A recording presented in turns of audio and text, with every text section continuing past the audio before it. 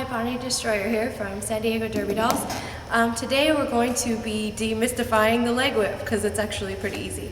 The breakdown of the leg whip is that you got to have good balance if you're the giver. If you're the receiver, not so much. But if you're the giver, you got to make sure that you really trust one leg at a time to hold your entire body weight. So that's the first step. The first step is trusting one leg to hold your entire body's weight. And then the second step is being able to take that leg out behind you, like so, and hold it out into the air for a long period of time. So that's your first step in practice. You want to spend a lot of time skating, trusting one leg to hold all of your weight. You kind of have your weight focused in the front half of your foot and a little bit on the outside edge. And then the other foot, you want to extend out behind you, straight behind you, and you want to have it pointing like so.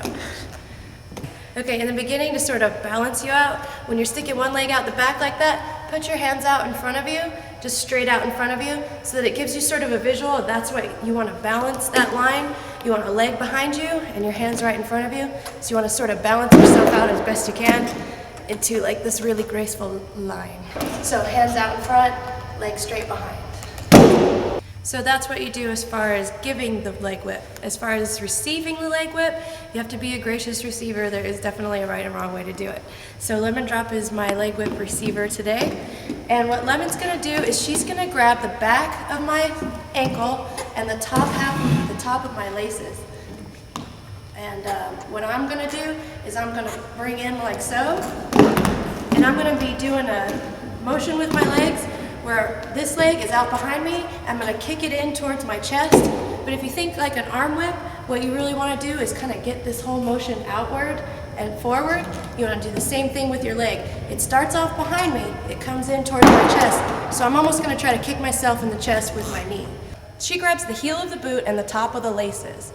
As the leg comes forwards towards me, she's going to do the rowboat motion where she pulls in towards her and the knee comes forward. And she releases whenever she's ready to release.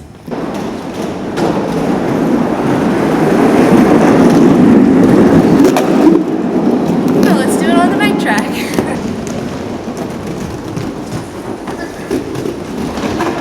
So remember, that's kind of an advanced thing, but it's not really the big deal that some people think it is. But you want to make sure that you have your fundamentals down before you try to do it. You want to make sure that if you're giving a leg whip, you really trust one leg to hold your entire body's weight, and if you don't try it yet.